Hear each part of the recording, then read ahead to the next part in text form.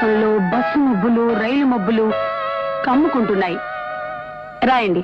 Bus మబ్బులు రైలు మబ్బులు ఏమిటి నా పిన్నాకుడు? ఆకాశంలో కారు మబ్బులు కమ్ముకుంటున్నాయని రాయాలి. అందరి భాష నాకొద్దు.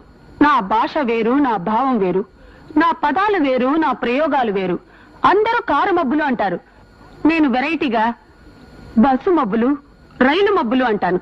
రాయండి. చెప్పు.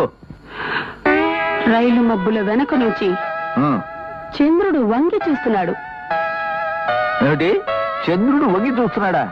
పాప నడుంగాని పట్టేసిందే. అబ్బా రాయండి. ఎడారిలో పడవ మీద ప్రయాణిస్తున్నా. ఎడారిలో పడవలు ఎక్కడ ఉంటాయా? అన్ని ఇసుక దెబ్బలేగా. అబ్బా చోలు మూసుకుని రాయండి. అంటే నోరు మూసుకోమనే? అవును రాయండి.